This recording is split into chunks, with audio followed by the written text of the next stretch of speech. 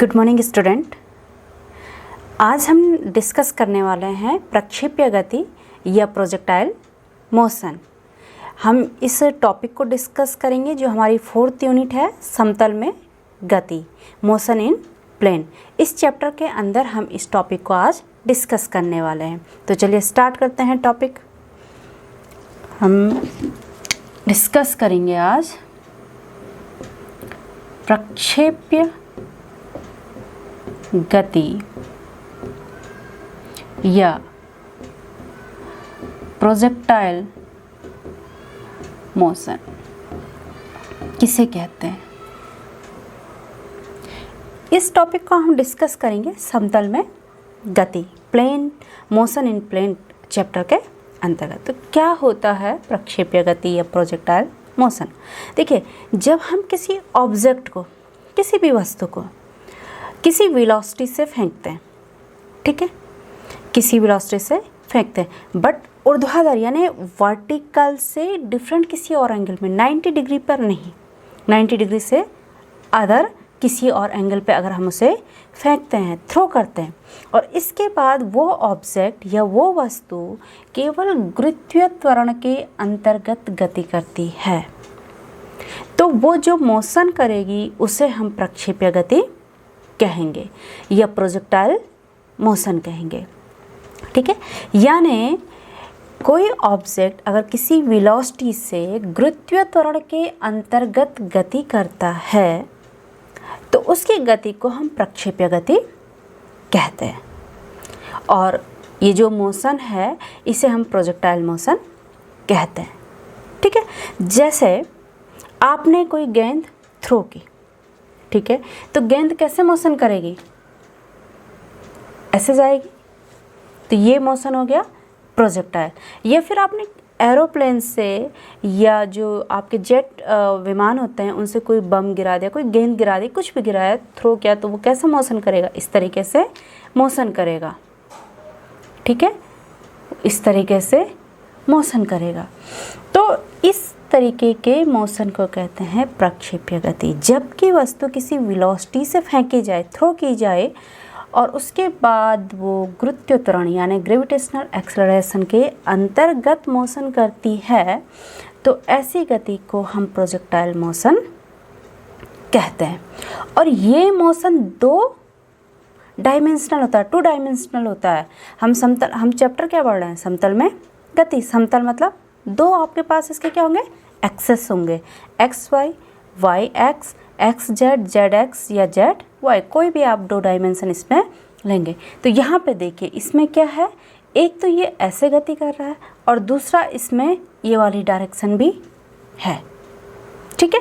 तो अब हम इस प्रक्षेप्य गति का जो ये पाथ है जिस पे ये मोशन कर रहा है, इसे कैलकुलेट करेंगे कि ये पाथ आखिर कैसा होता है।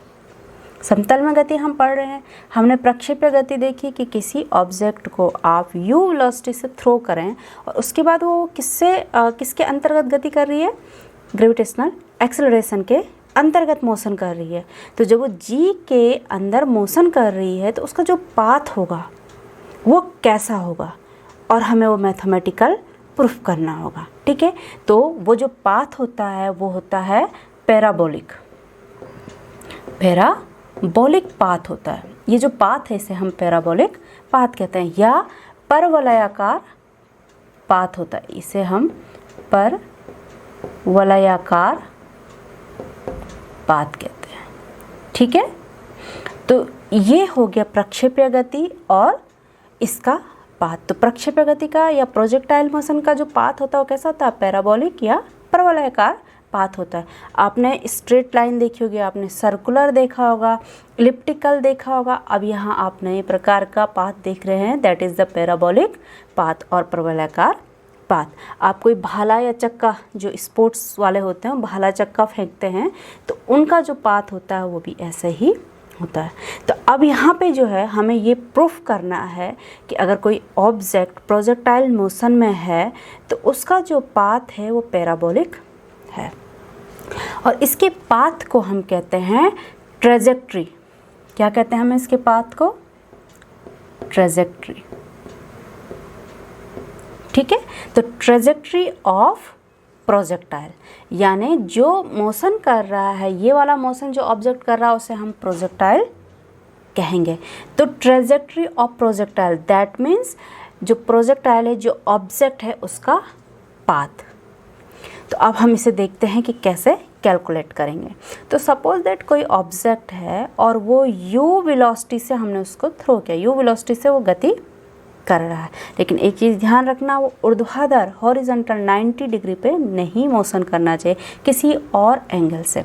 देखिए जैसे ये हमने यहाँ पे बनाया सिस्टम कोऑर्डिनेट, ठीक है। This is the x axis and this is y axis and this is the centre O, okay. तो हमने यहाँ पर किसी वस्तु को, किसी ऑब्जेक्ट को थ्रो किया u वेलोसिटी से, तो कैसे जाएगी वो कुछ इस तरीके से जाएगी।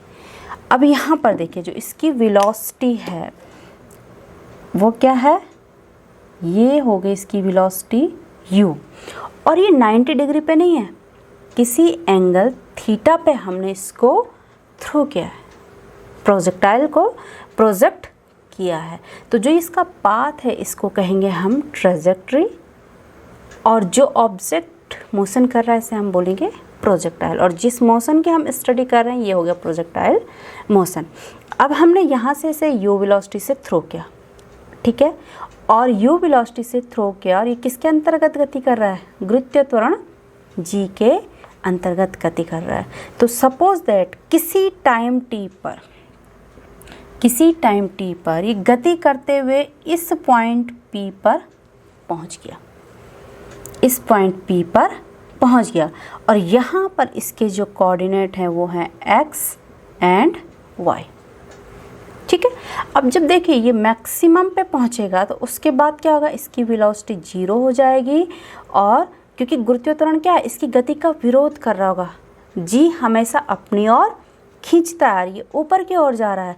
तो एक स्थिति ऐसी आएगी कि g इसका विरोध कर रहा है, जहाँ पर g इसको कम्प्लीटली रोक लेगा और u 0 हो जाएगा, तो उसके बाद ये g के अंतर्गत नीचे आने लगेगा। तो इस u के दो कंपोनेंट हम देखेंगे।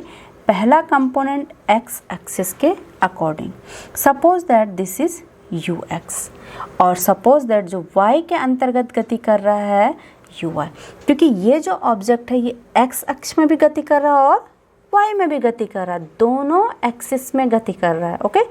इसीलिए तो ये समतल में गति है, क्योंकि x में भी है और y में भी है।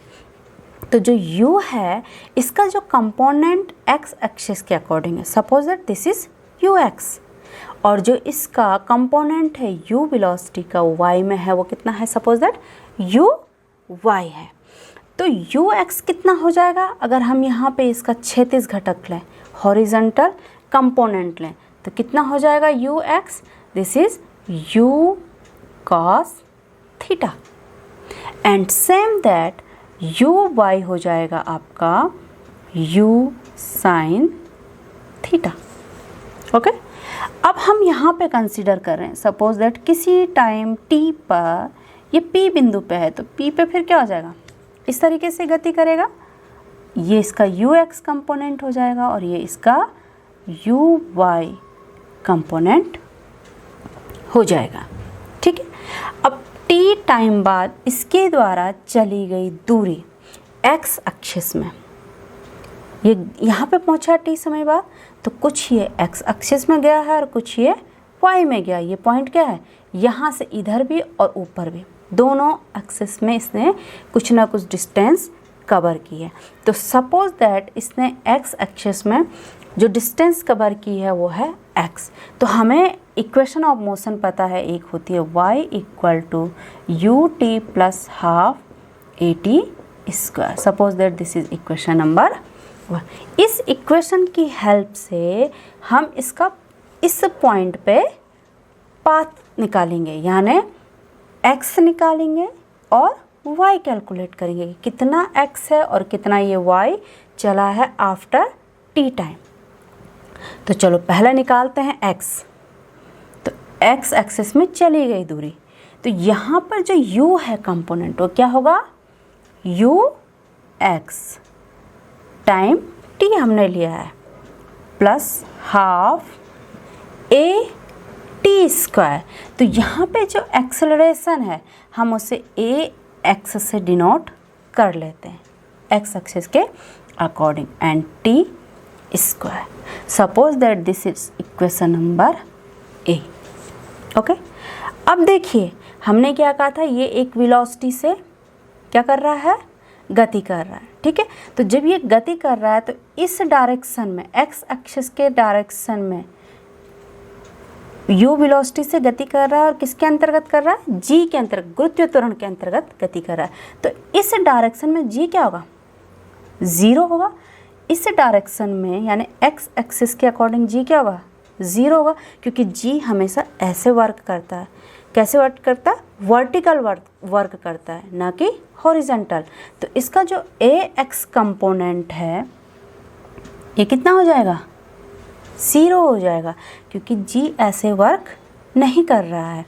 वैल्यू पुट कीजिए यहाँ से यू एक्स की और ए एक्स की इस इक्वेशन में। तो देखिए क्या आता है, u x equal to u cos theta and t plus half, this is 0 t square, और फाइनली क्या मिला हमें मिला u cos theta t x.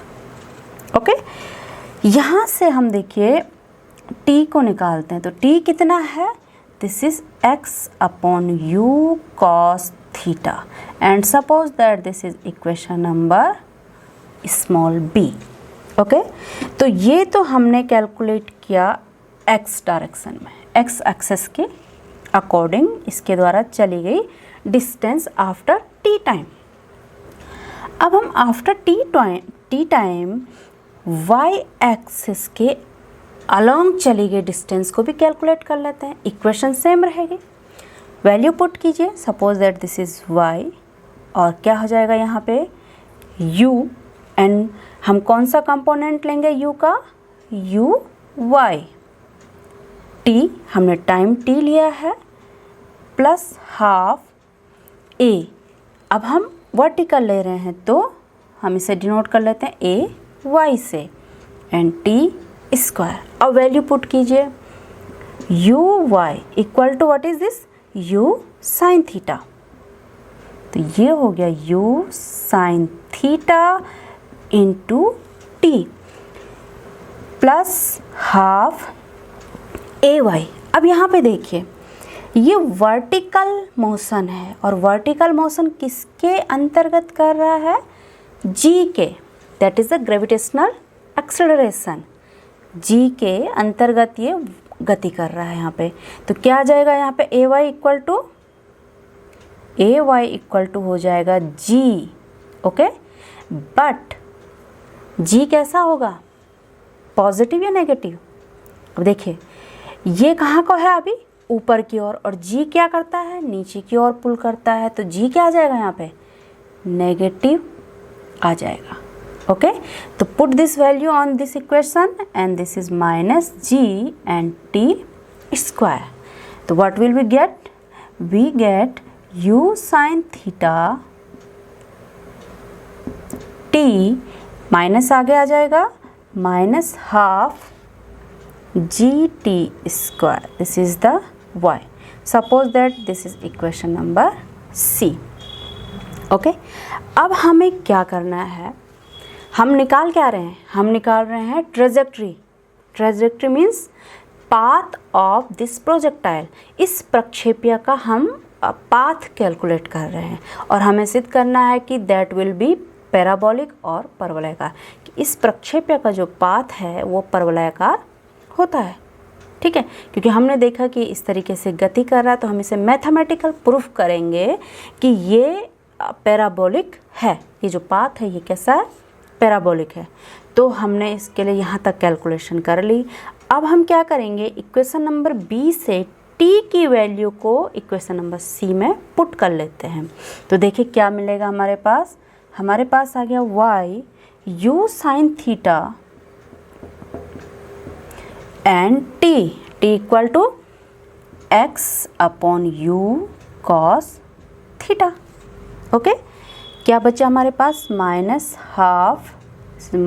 Half g t square. What is the value of t, x upon u cos theta whole square. Solve कीजिए इससे आगे, ये आ गया y, देखिए u से u cancel, okay, sine theta upon cos theta, this is tan theta and x minus half g upon you square cos square theta, इसे अंदर ले लेते हैं, ब्रैकेट में लिख लेते हैं। क्या बचा हमारे पास, एक्स स्क्वायर। ओके, तो यहाँ पर देखिए ये जो हमारे पास फाइनल इक्वेशन आई, अब इस इक्वेशन का क्या मीनिंग है। इस इक्वेशन में दो कंपोनेंट है, एक तो y है और एक x है। अगर स्ट्रेट लाइन मोशन होता तो या तो केवल y होता या केवल x होता, ठीक है। बट हम यहाँ क्या पढ़ रहे हैं, मोशन इन प्लेन, समतल में गति। दैट मीन्स हमें दो कोऑर्डिनेट मिलेंगे, एक हमको y मिला है और एक हमें क्या मिला है, x मिला। तो जब दो कोऑर्डिनेट हैं इसका मतलब ये मोशन प्लेन में हो रहा है। ओके, अब ये प्रोजेक्टाइल है, ये कैसे पता चलेगा। तो यहाँ देखिए y क्या है, एक घातीय है, यानी n एक्सपोनेंशियल है, इसका एक ही पावर है, इसके क्या है, सिंगल पावर है, एक, या मैं से लिख दूं सिंगल पावर है, ठीक है।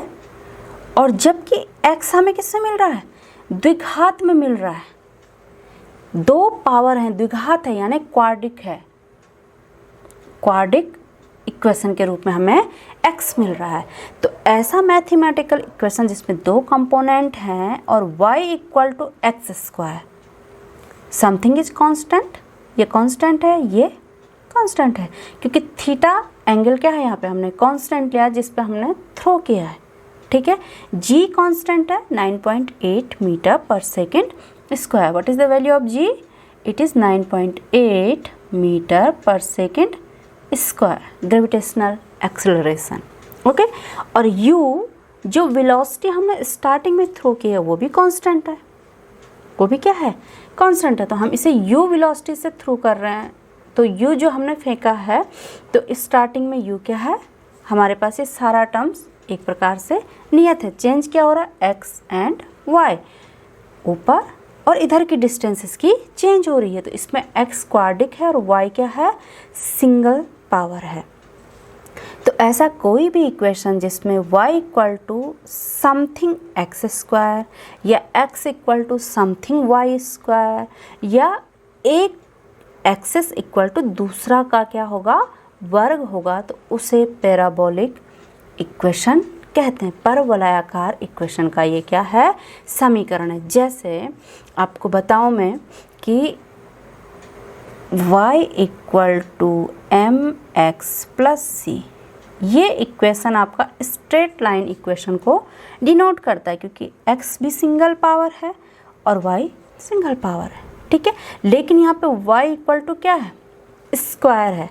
तो ऐसी इक्वेशन पैराबोलिक को यानी परवलयाकार पथ को डिफाइन करती है कि ये इक्वेशन किसका पथ है, परवलयाकार है। जैसे एक और एग्जांपल देखिए, अगर हमारे पास है x square plus y square equal to c, something like that, ये कांस्टेंट टर्म है यहाँ पे। तो ये इक्वेशन क्या है, एक सर्कल का इक्वेशन होता है जिसमें जो दोनों कोऑर्डिनेट हैं ये क्या है, स्क्वायर में है। तो यहाँ पर भी c कांस्टेंट है, यहाँ पर ये कांस्टेंट है और यहाँ पर इसके आगे वाला टर्म कांस्टेंट है। अगर इसको जनरलाइज देखें तो ये इक्वेशन पैराबोलिक की होती है, y equal to 4ax square, ठीक है, या x equal to 4ay square, something constant and after that second coordinate is the power of 2। इसकी पावर कितनी है, 2 है, इन फॉर्म ऑफ क्वाड्रिक। तो ये इक्वेशन क्वाड्रिक फॉर्म में x square x and y, तो ये क्या है, एक पैराबोलिक का समीकरण है। तो इसलिए जो प्रोजेक्टाइल मोशन का ट्रेजेक्ट्री होता है वो क्या होता है, पैराबोलिक होता है। ओके, तो क्या है यहाँ पे जो हमने देखा कि प्रक्षेप्य गति क्या है। तो पहला तो प्रक्षेप्य गति समतल में गति का एक एग्जाम्पल है। दैट मीन्स इसमें दो एक्सिस हैं, x y, y z, z x, कोई से भी दो एक्सिस हो सकते हैं। अब आप प्रक्षेप्य गति किसे कहते हैं, इसकी डेफिनेशन आप कई तरीके से दे सकते हैं। जैसे आपने कहा कि किसी वस्तु को u वेग से फेंकने पर या किसी ऑब्जेक्ट को u वेग से फेंकने पर अगर वो गुरुत्वीय त्वरण के अंतर्गत गति करता है तो ऐसी गति को प्रक्षेप्य गति कहते हैं। और जो ये पाथ फॉलो करता है उस पाथ को हम परवलयाकार पाथ होता है, पैराबोलिक पाथ होता है। ठीक है, आप इसे इस तरीके से भी कह सकते हैं कि ऊर्ध्वाधर से भिन्न किसी कोण पर नियत